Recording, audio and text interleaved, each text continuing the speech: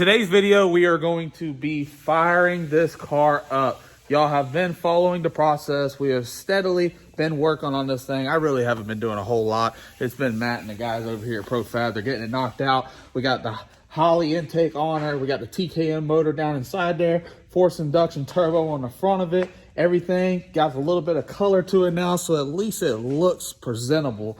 Matt and the guys over here went through, knocked it all out, got everything ran, wiring wise, plumbing for the fuel lines, the oil lines, all the air lines up at the front, going to all the gates and to the turbo and everything to it. So we are about to fire this car up a little bit later on today, but I just wanted to give y'all an update. It's the high dollar stuff. We run Type F in our stuff, even the nitrous motors. I'm gonna have like can't do it. Turbo cars. I mean, not like hot lapping it. Yeah. How often do you think? I mean, I'm gonna put a training cooler on this, but I mean, how often? They say you gotta change the oil in these things like every other race. I guess because of the alcohol and all that. Yeah. How long do you go like before you change the transmission fluid? Don't it like cook the oil and stuff? Yeah, there's only like a typical deal. We run this Type F in. It's like 3 hard passes, and you're putting fluid in it. I mean, a lot of guys. So what fluid do you think we should run? I don't want to be changing shit out every 3 passes. I personally like the LAT. It'll last a season. I mean, them guys in the pro mods use it, and that's what we'll be putting in here. Hard, you know? This thing's supposed to be budget friendly, easy to work on. Okay, especially with this setup. This is I ain't had a stock firewall and stock floor car in a while, so working on this thing, getting the transmission to fit inside there has been kind of difficult. We still even got stock front brakes on this thing. It's probably something we need to change out later on. All right, guys, so we're going through right now. We just went through, tighten up all the fittings, getting everything, making sure we have no leaks. We took this line off that goes to the filter coming from the pump over on the passenger side of the motor. You can see everything's all darkened out. Put the regulator up on the fuel cell. Matt tried to make this thing very simple. It's very easy. It'll come out of the fuel cell. It'll go to the pump over to the filter to the one rail, all the way to the back, over to the other rail, up here, over to the regulator, and whatever we got going on. You got the sensor right there. So it is very easy, very simple, very clean build. He had to put a brake master cylinder inside the car, rerun all the brake lines. He called me up and said that it was kind of janky in there. It was, what'd you say it was? It was built in there on what? The factory cylinder? What'd you say it was in there with? Oh, I had like a truck master cylinder on an 1/8" piece of aluminum plate. I think it was 16th actually. Said it wasn't gonna work. It was real thin, real thin, like sheet metal. Not gonna work. We got the seat mounted in the car for me. Everything looks good there. Steering wheel is mounted. Had to change the quick connect out. Got everything going on. The only thing we got to finish is putting the shifter cable on, making a throttle stop, brake stop. It's a little miscellaneous stuff. We will be picking this car up next week because we do got some stuff that we got to do to be able to get her set up on the ground, ready to roll, so we can ready to go get tests and then go to its first outing to be able to see what we can do with this thing. Just put transmission fluid in it.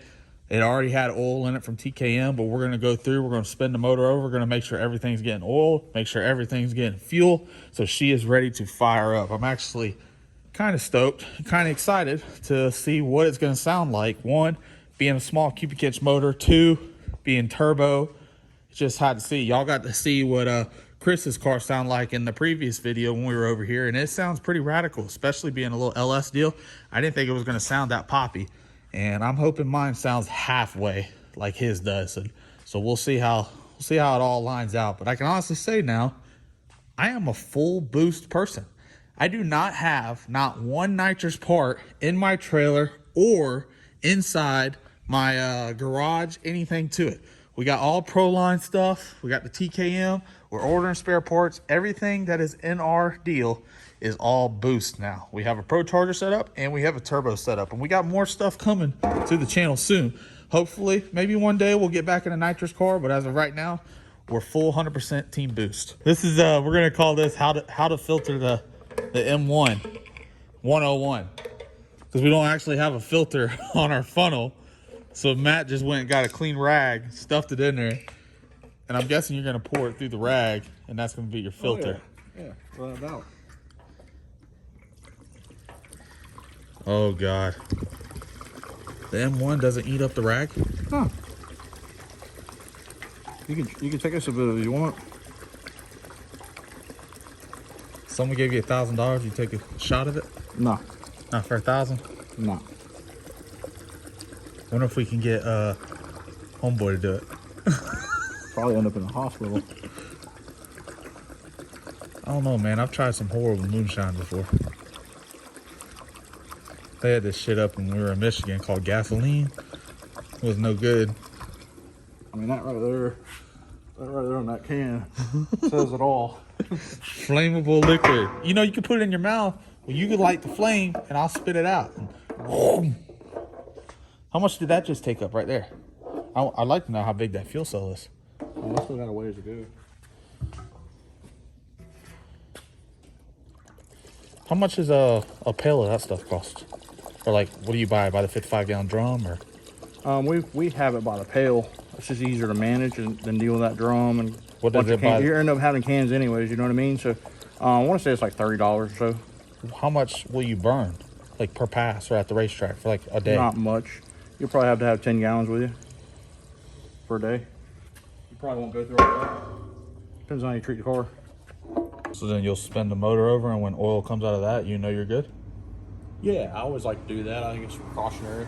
So do you do that like every time at the racetrack before you, or? No, just on initial startup on a new build.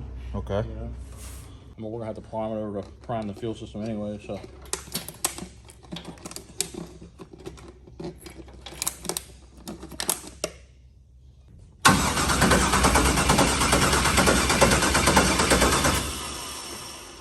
There's fuel. That didn't take that long. Well, it's kind of. Man, it's kind of weird for me because I've never been around something this small. Is that how it sounds? Like just rolling it That over? battery sounds a little low. My shit, dude, when you, but I have different stuff and bigger motors, the 959 stuff, but that thing wings it over. You think the motherfucker about to jump up out the car. So I'm gonna be counting on you to listen to this thing and be like, hey, it's either messed up or hey, it's working good. I just want to pump some of that fuel through there, even though we cleaned the lines.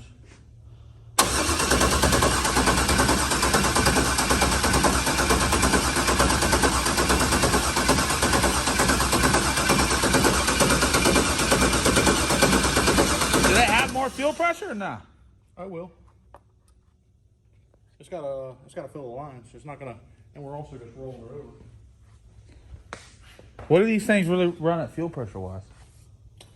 We'll probably start off at least 60 for base.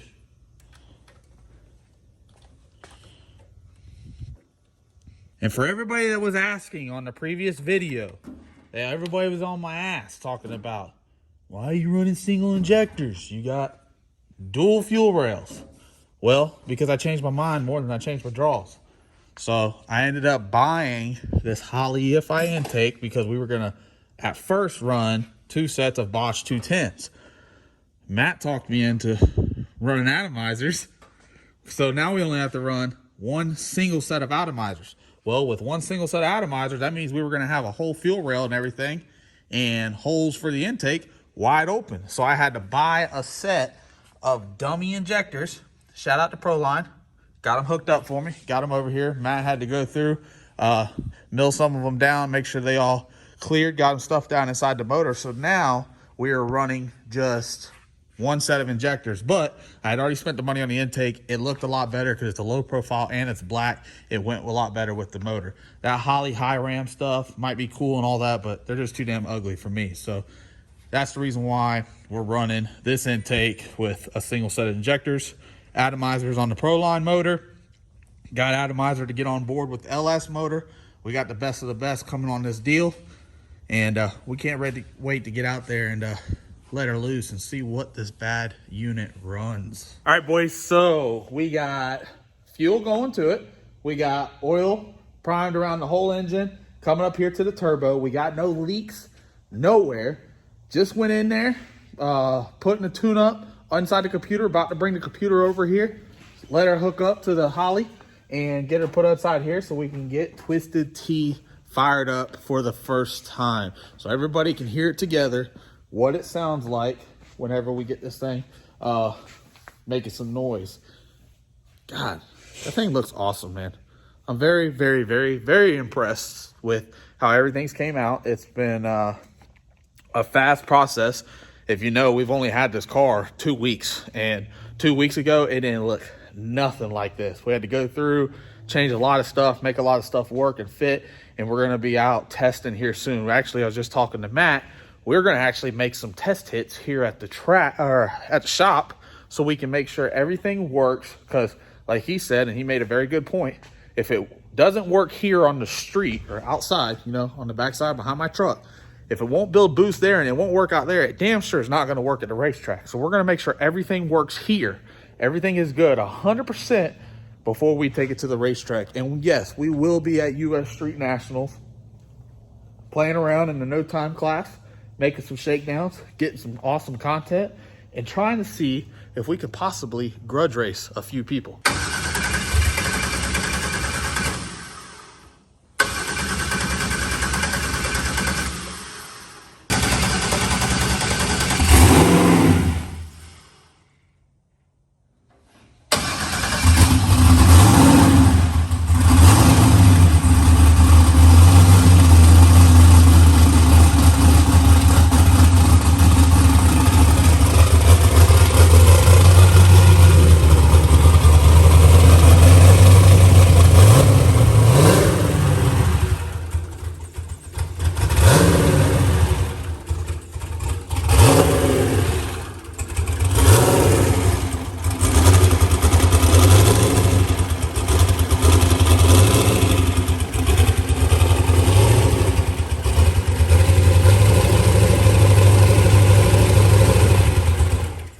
All right, guys, so we finally got Twisted Tea to spin over, fire it up.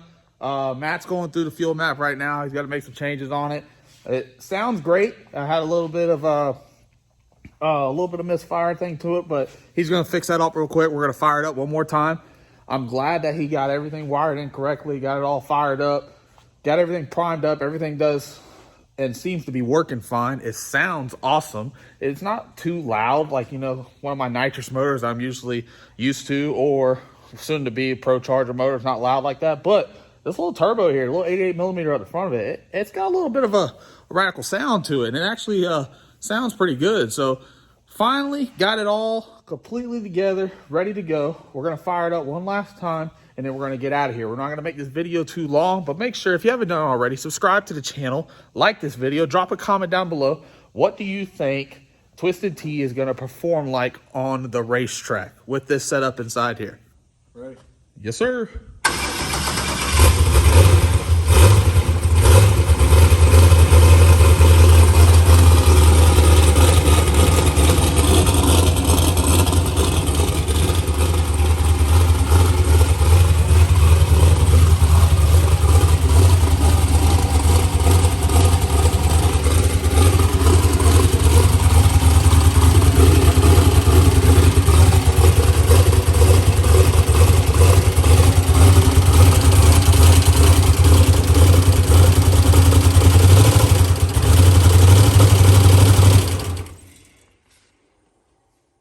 Work in progress. We'll keep playing around with it. Matt's got to play around with the computer a little bit more, but we just wanted to get it fired up for y'all. Quick little update. We are planning on picking the car up Tuesday so we can get it back home. It's a little small stuff that I got to do. Mount the wing, mount the deck lid. But we're going to get everything completely 100% ready because we're able to bring it back next weekend to make some test hits, right? Oh, yeah. We're going to make some test hits out on the street. Just make sure everything spools up, goes. It may go out there and just smoke the tires. It's not really set up for the street right now. It will be set up for the street later on this year, but for right now, we're just going to make sure everything works, spools up. We're having 100%, no issues. It runs flawlessly. We don't want to be at the racetrack trying to get this thing to fire up or trying to have it run and not be out there making passes. Instead, we're inside the pits working on this thing. We want to make this thing very efficient and very easily to work on. We're getting better with it. This is going to be my first turbo car. Matt is very familiar with turbos. I'm not. I have nothing to do with them. I've been around nothing but nitrous cars my whole life. He already said once I make one pass in here, I'll never go back to a nitrous car. So we're we're gonna see when we go to make a hit. We'll see how I like it. But as of right now, both of my cars, Twisted T, prenup over at CJRC's, both boost cars. We still have child support at the house. It is not going nowhere. We're seeing what we can do with that thing. And we're going to get out of here, guys. I'm Justin Swanstrom. Hopefully you enjoyed this video. New TKM power plant is fired up and ready to go. Sounds awesome.